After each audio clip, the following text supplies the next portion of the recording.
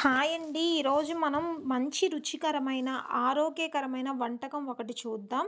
అదే సొరకాయ అప్పచ్చులు. తెలంగాణ వాళ్ళైతే సర్వపిండి అని అంటారు. ఒక్కొక్కళ్ళు ఒక్కొక్క పేరుతో పిలుస్తారు. సొరకాయ అప్పచ్చులు, సర్వపిండి, తపిలంటులు ఇలా ఏ పేరుతో పిలిచినా సరే, ఈ సొరకాయతో చేసే ఈ వంటకం అయితే మాత్రం చాలా రుచిగా ఉంటుంది. కొందరు వీటిని క్రిస్పీగా చేస్తారు. కొందరు మెత్తగా చేస్తారు. ఈరోజైతే మనం ఈ వీడియోలో మెత్తగా ఉండే సొరకాయ అప్పచ్చులు చూద్దాం రండి. ఈ సొరకాయ అప్పచ్చులు చేయడం కోసం ముందుగా ఒక సొరకాయ తీసుకొని బాగా శుభ్రంగా కడిగి ముక్కలుగా కట్ చేసి సొరకాయను తురుముకోవాలి. సొరకాయ అనేది లేతగా ఉంటేనే బాగుంటుంది. ముదురుగా ఉన్నట్లయితే గనక అందులో విత్తనాలనేవి తగులుతూ ఉంటాయి. కాబట్టి లేతగా ఉన్న సొరకాయను తీసుకొని బాగా కడిగి తురుముకోవాలి. ఈ విధంగా ముక్కలుగా కట్ చేసి తురుముకుంటే ఈజీగా తురుముకోవడానికి ఉంటుంది. ఒకవేళ మీరు తురుముకో అనేది ముక్కలుగా కట్ చేసి కాకపోయినా సొరకాయపై ఉన్నటువంటి పీల్ మొత్తం తీసేసి కూడా శుభ్రంగా తురుముకోవచ్చు సొరకాయ అనేది. ఇప్పుడు తురుముకున్న సొరకాయలో ఒక కప్పు సన్నగా తరిగిన ఉల్లిపాయ ముక్కలు, అదేవిధంగా ముందుగానే మనం కారంకి తగ్గట్టుగా పచ్చిమిర్చి, కొద్దిగా అల్లం తీసుకొని మిక్సీ లేదా రోట్లో దంచుకొని ఉంచుకోవాలి. ఆ దంచుకున్నటువంటి పచ్చిమిర్చి, అల్లం పేస్ట్ కూడా ఈ సొరకాయ తురుములో వేసుకోవాలి.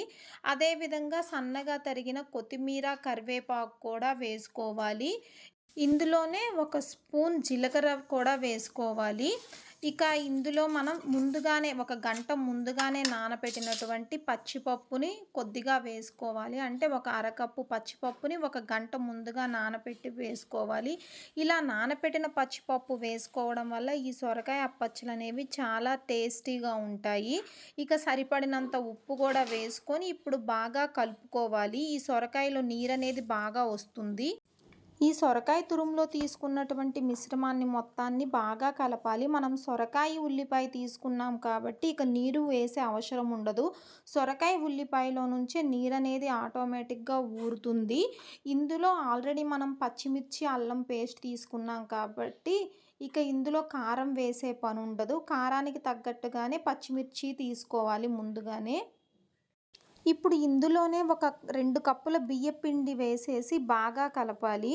బియ్యపిండి అనేది చూసుకొని వేసుకోవాలి. ఒకేసారి ఎక్కువగా వేసుకోకుండా ఫస్టు 1 కప్పు సొరకాయకి 2 కప్పుల బియ్యపిండి వరకు పడుతుంది. నీళ్ళేమీ పొయ్యొద్దు. నీరేమీ పొయ్యకుండా బియ్యపిండి ఎంత క్వాంటిటీలో పడుతుందంటే మీరు సొరకాయ తీసుకునే దాన్ని బట్టి, సొరకాయ తురుము తీసుకునే దాన్ని బట్టి బియ్యపిండి క్వాంటిటీ అనేది పడుతుంది.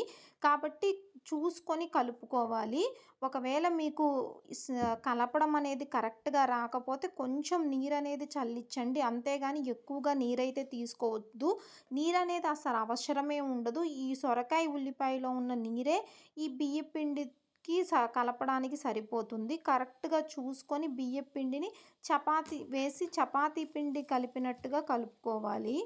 ఇప్పుడు వీడియోలో కనిపిస్తున్నట్టుగా మరీ గట్టిగా కాకుండా, మరీ లూజ్‌గా కాకుండా ఈ విధంగా ఈ సొరకాయ తురుములో బియ్యపిండి అయితే మనం చేత్తో తట్టి రొట్టె వేయడానికి అనుగుణంగా ఉండే విధంగా కొంచెం లూజ్‌గా పిండినైతే కలుపుకోవాలి. నేనైతే ఇందులో ఒక చుక్క నీరు కూడా వేయలేదు. నీరు వేయకుండానే ఈ విధంగా కలుపుకుంటేనే రుచిగా ఉంటవి. ఇలా కలిపిన పిండిని పక్కన పెట్టేసి ఒక ప్యాన్ తీసుకొని 2 స్పూన్ల ఆయిల్ వేసి ఆయిల్ మొత్తం ప్యాన్‌కి అప్లై చేసి ఇప్పుడు మనం కలిపిన పిండిని బాల్ సైజ్ అంతా తీసుకోవాలి. చేత్తోనే రౌండ్‌గా చేసుకోవాలి ఆ పిండి మొత్తాన్ని. ఇప్పుడు ప్యాన్ పైన పెట్టి మరీ పలచగా కాకుండా, మరీ మందంగా కాకుండా చేత్తో పెనం పైన తట్టాలి. నేనైతే పెనం పైన చేస్తున్నాను. కావాలంటే మీరు ఒక బాండీలో అయినా చేసుకోవచ్చు. లేదా ఒక పెద్ద మందపాటి గిన్నె తీసుకొని ఆ గిన్నెలో కూడా చేసుకోవచ్చు. ఇప్పుడు వీడియోలో చూసిన విధంగా ఇలా రౌండ్‌గా అయితే చేసుకోవాలి. ఇలా రౌండ్‌గా చేసుకొని మంచిగా కాలడానికి మధ్యలో అక్కడక్కడ హోల్స్ పెట్టుకోవాలి. ఇప్పుడు ఈ హోల్స్ అనేవి పెట్టుకోవడం వల్ల మనకి ఈవెన్‌గా అయితే గనక కాలిపోతుంది ఈ అప్పచ్చు అనేది. ఇప్పుడు స్టవ్ ఆన్ చేసేసి స్టవ్ మీద ఈ ప్యాన్ పెట్టాలి. ఈ స్టార్టింగ్‌లో అయితే గనక ప్యాన్ పెట్టిన వెంటనే ప్యాన్ వేడవ్వడం కోసం హై ఫ్లేమ్‌లో పెట్టి తరువాత ప్యాన్ వేడైన తరువాత మీడియం ఫ్లేమ్‌లో మంట పెట్టి కాల్చుకోవాలి ఈ అప్పాలనేవి.